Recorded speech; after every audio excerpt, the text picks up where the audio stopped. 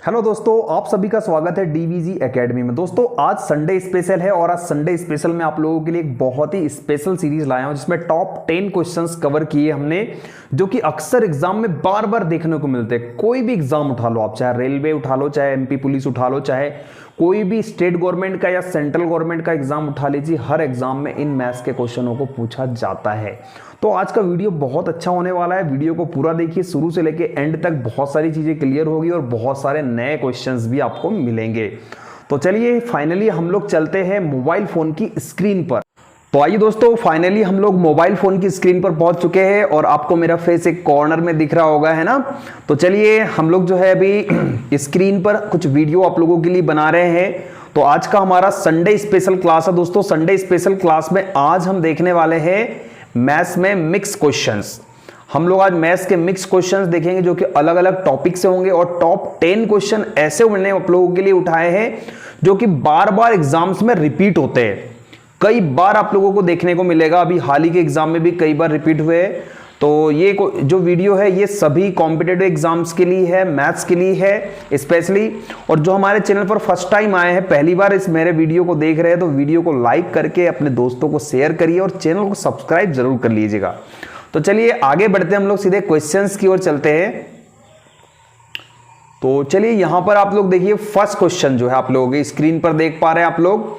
First question यहां पर क्या कह रहा है, यदि टॉफियां 1 रुपए की 6 के भाव से खरीदी जाती है तथा 1 रुपए के 5 के भाव से बेची जाती है तो लाभ प्रतिशत बताना है, हमें लाभ प्रतिशत निकालना है ना। प्रॉफिट एंड लॉस का क्वेश्चन है दोस्तों। इसको हम मामू के सूत्र से बनाएंगे। अब मामू का सूत्र क्या होता है, तो माँ और मुंह। माँ का मतलब होता है मात्रा और मुंह का मतलब होता है मूल्य। तो मात्रा के नीचे मात्रा लिख लीजिए। तो 1 रुपए के 6 खरीदी मतलब 6 मात्रा हो गई, 1 रुपए मूल्य हो गया। फिर 1 रुपए की कितनी 5 बेची तो 1 रुपए मूल्य हो गया, 5 मात्रा हो गया। इस तरीके से लिख लिया। अब दोस्तों हमें क्या करना, हमारा राइट हैंड साइड, ये हमारा राइट हैंड है ना, राइट हैंड से पहले क्रॉस मल्टीप्लाई कर दो आप लोग सीधा।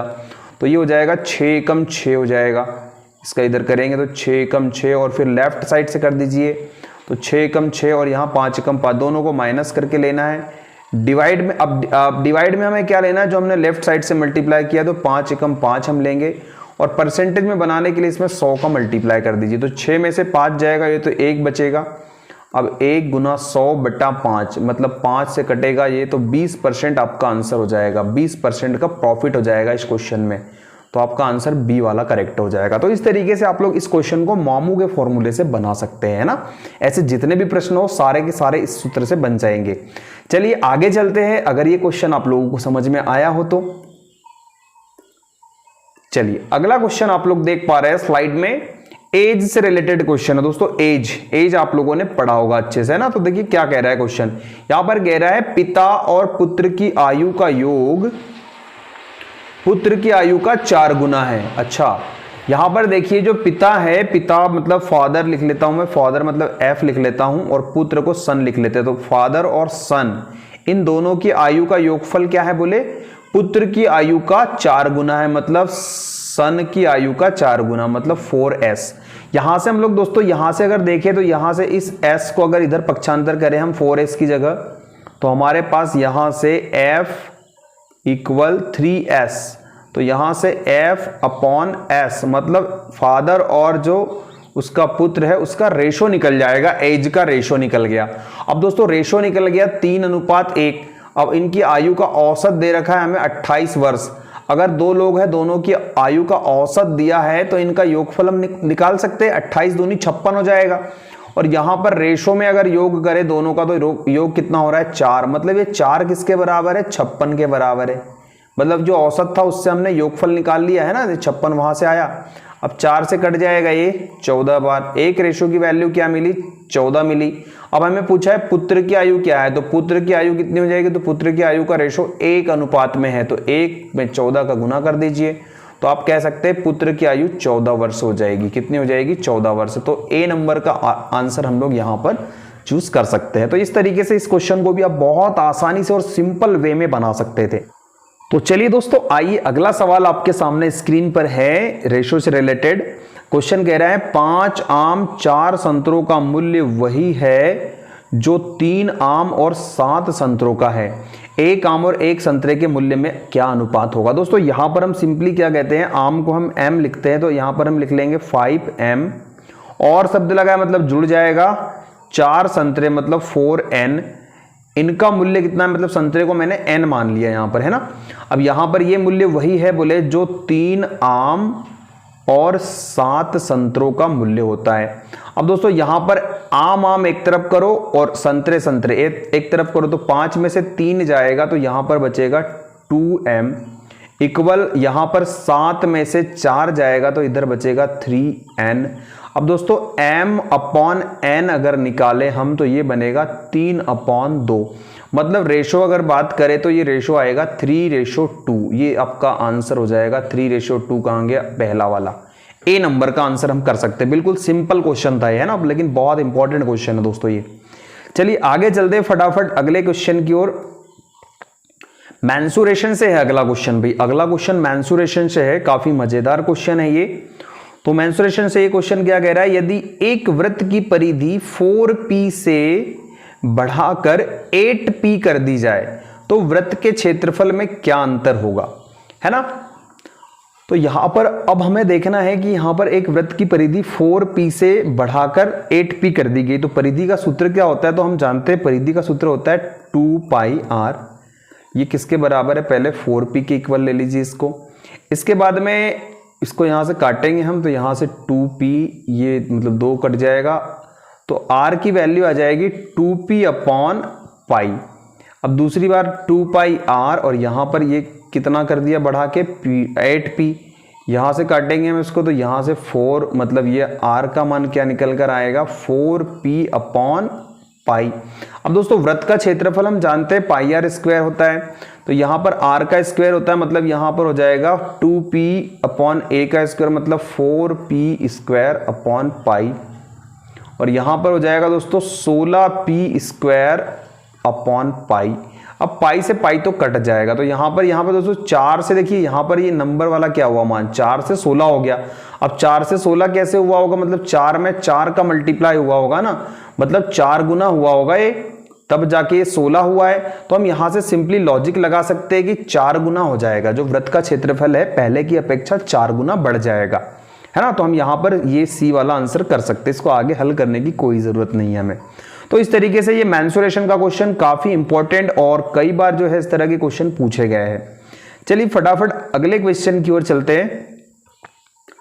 अगला क्वेश्चन देखिए, एक व्यक्ति अपनी मासिक आय का 17% बचत करता है, यदि उसका मासिक खर्च 4980 रुपए हो तो उसकी मासिक आय क्या है।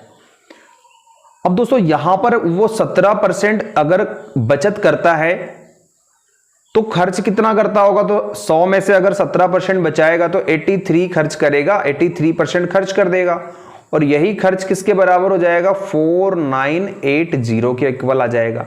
अब दोस्तों यहां से हम 100% की वैल्यू निकाल लेते तो हमारे पास उसका वेतन आ जाएगा, तो ये निकल जाएगा 4980 डिवाइडेड बाय 83 इनटू में 100 ऊपर चला जाएगा। अब दोस्तों 83 से ये कितनी बार कटेगा, तो इसका यूनिट डिजिट 8 है और यहाँ 3 है, तो यहाँ पर अगर हम 6 या 18 करें, 6 8 48 और 49, भाई 6 बार पूरा कट रहा है 83 से, मतलब 60 बार, और 60 का गुना 100 में करेंगे तो ये हमारा आंसर 6000 हो जाएगा। कितना हो जाएगा 6000, मतलब ए वाला आंसर हम कर देंगे यहाँ पर। आई होप ये भी क्वेश्चन आप लोगों को बहुत अच्छे तरीके से क्लियर है। बहुत सिंपल क्वेश्चन है, बेसिक लेकिन इंपॉर्टेंट क्वेश्चन है। ऐसे क्वेश्चन अक्सर जो है पूछे जाते हैं एग्जाम्स में। चलिए आगे चलते हैं फटाफट अगले क्वेश्चन की ओर। आइए अगला क्वेश्चन बड़ा ही इंपॉर्टेंट, इंटरेस्टेड और बिल्कुल नए पैटर्न पर आधारित क्वेश्चन है। दोस्तों क्वेश्चन कह रहा है 5% वार्षिक दर से किस धन का साधारण ब्याज 1 रुपया प्रतिदिन होगा। दोस्तों किस धन का, मतलब सबसे पहली चीज तो आ रही मूलधन पूछ रहा है। अब मूलधन पूछ रहा है मतलब ब्याज दिया है हमें और यहां पर दर दी है। ब्याज हमें दिया है 1 दिन का 1 रुपया, तो हमें दर दी है वार्षिक, तो हमें यहां पर समय हमने 1 वर्ष लेना है। तो हम क्या करेंगे, अगर 1 वर्ष के ब्याज की बात करें तो 1 दिन का 1 रुपये ब्याज हो रहा है, तो 1 वर्ष का ब्याज हो जाएगा 365 रुपए। ये ब्याज ले लेंगे हम, तो यहां पर होता है ब्याज बराबर मूलधन इंटू दर इंटू समय 1 साल ले लीजिए, बटे में 100 ले लेंगे हम। यहाँ से हम अगर इसको काटे कैलकुलेट करें तो ये 5 से कट जाएगा कितनी बार, यहाँ से 5 से कट जाएगा, 5 7 35 और 5 3 15, 73, और 73 में 100 का गुणा हो जाएगा तो 73,000, मतलब 7300, तो 7,300 जो है हमारा आंसर हो जाएगा, ए वाला हमारा आंसर हो जाएगा, मतलब ये आपका मूलधन हो जाएगा। क्लियर दोस्तों। तो यहां पर हमने क्या किया, 1 रुपए पर डे ब्याज था तो उसको हमने 1 साल के ब्याज में बदल दिया और 1 साल समय लेके हमने यहां पर मूलधन पता कर लिया। चलिए, आई होप ये क्वेश्चन भी आप लोगों को बहुत अच्छे से क्लियर हुआ होगा। तो चलिए फटाफट अगले क्वेश्चन की ओर चलते हैं भाई। अगला क्वेश्चन जो है, हाँ अगला क्वेश्चन कह रहा है 9 क्रमागत संख्याओं का योग 1683 है, बीच की संख्या ज्ञात कीजिए। दोस्तों अभी जो MPTET 2 का एग्जाम हुआ ना, MPTET का एग्जाम जो वर्ग 2 का एग्जाम हुआ, उसमें कम से कम 12 या 10 क्वेश्चन ऐसे ही पूछे गए थे, सेम मतलब इसी पैटर्न पर योगफल वाले। तो यहां पर क्या होता है दोस्तों, 9 क्रमागत संख्याएं है, कॉन्सिक्यूटिव नंबर है, इनका योगफल 1683 है। तो बीच वाली संख्या निकालना है, तो कुछ नहीं करना है हमें, जो योगफल है 1683 उसमें 9 का भाग दे दो, सीधा सीधा जो नंबर ऑफ संख्या है सीधा बीच वाली संख्या आ जाएगी। तो 9 एकम 9, और बचा कितना भाई, बचा कितना, 7 बच गया, 9 8 72 हो जाएगा और 9 7 63, तो 187 हमारा आंसर हो जाएगा। ए नंबर का आंसर करेंगे हम लोग। तो सिंपली योगफल में हम क्या करेंगे, 9 का भाग दे देंगे तो हमारे पास बीच वाली नंबर आ जाएगी। अब आते हैं अगले क्वेश्चन की ओर। चलिए अगला क्वेश्चन दोस्तों यहां पर आप लोग देख पा रहे हैं, ये भी बहुत इंपॉर्टेंट है और ये भी जो है बहुत बार पूछा गया है। तो यहां से क्वेश्चन कह रहा है 5 कुर्सी, कितनी कुर्सी, 5 कुर्सी 3 मेजों का मूल्य लगभग 15,015.20 रुपए है। 9 मेज और 15 कुर्सियों का मूल्य लगभग कितना होगा। दोस्तों यहां पर ये देखो कि क्या किसका हम गुना करें इसमें, मतलब यहां पर हम किसका गुना करें और यहां पर हम किसका गुना करें कि ये जो है आपस में 15 और 9 हो जाए। तो 3 का करेंगे, 3 5 15 हो जाएगा, तो 15 कुर्सी हो जाएगी, तो यहां भी 15 कुर्सी है। 3 3 9 मेज, तो यहां भी 9 मेज का ही पूछ रहा है वो, है ना, और यहां 15 कुर्सियों का पूछ रहा है। तो दोस्तों हमने 3 का गुना यहां पे किया है, जब इसके साथ भी किया है तो हमें यहां भी 3 का गुना कर देना है, बस हमारा उत्तर हो जाएगा। तो 15,015 में 0.20, इसमें हम 3 का गुना कर देंगे, हमारा आंसर आ जाएगा। तो 3 शून्य 0, 3 दूनी 6 हो जाएगा।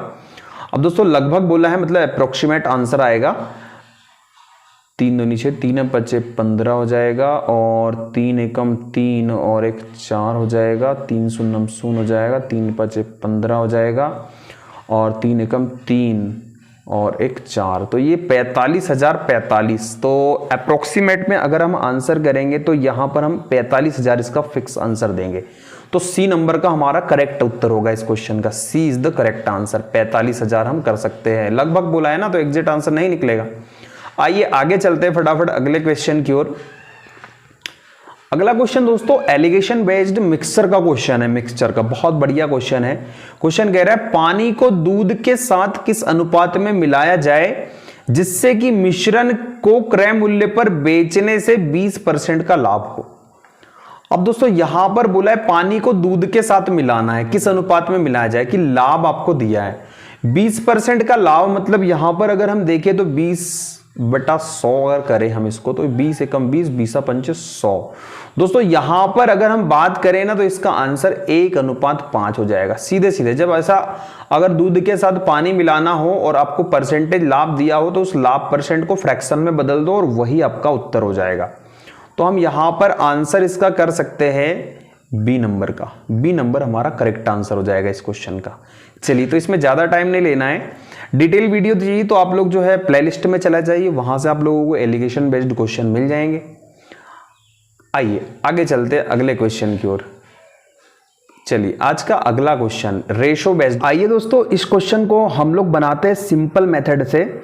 यहां पर हमें दे रखा है A/B 3/4, B/C 5/9, C/D 16/15 है। तो A/D का रेशो हमें निकालना है। दोस्तों सिंपली हम क्या करेंगे, इस क्वेश्चन को अरेंज कर लेंगे। तो A/B लिखेंगे, इसके नीचे लिखेंगे हम B/C और इसके नीचे लिखेंगे C/D, सॉरी 16 है ये, 16/15। अब दोस्तों हमने ये लिख लिया, अब हमको कुछ नहीं करना है, ए डी निकालना है, तो यहाँ से हम सीधा ए गुना कर देंगे, सीधी लाइन बना के, और यहाँ से सीधा कर देंगे। तो सीधा ए गुना करेंगे तो ए का मान निकलेगा और यहाँ से हमारे पास डी का मान आ जाएगा। तो ये दोस्तों क्या हो जाएगा हमारे पास 15 और यहाँ पर हो जाएगा 85 8 30 24 240 हो जाएगा, और यहाँ पर हमारे पास हो जाएगा 4 90 9 6 54, यहाँ पर हो जाएगा 540। 0 से 0 चला जाएगा, 12 अनुपात यहाँ 27, 3 से काटेंगे तो 3 चौके 12 और 3 नम 27। तो हमारे पास जो आंसर होगा 4:9, ये हो जाएगा हमारे डी रेशियो ए अनुपात डी का मान। तो इस तरीके से इस क्वेश्चन को आप लोग कैलकुलेट कर सकते थे। आई होप चलिए यहाँ तक सारे ही क्वेश्चन आप लोगों को क्लियर हुए हैं। वीडियो अच्छा लगा है तो वीडियो को दिल से लाइक करिए, और जिन लोगों ने अभी तक चैनल को सब्सक्राइब नहीं किया उनसे कहूँगा चैनल को सब्सक्राइब करके बेल आइकन को प्रेस कर लीजिए। थैंक यू दोस्तों, थैंक यू।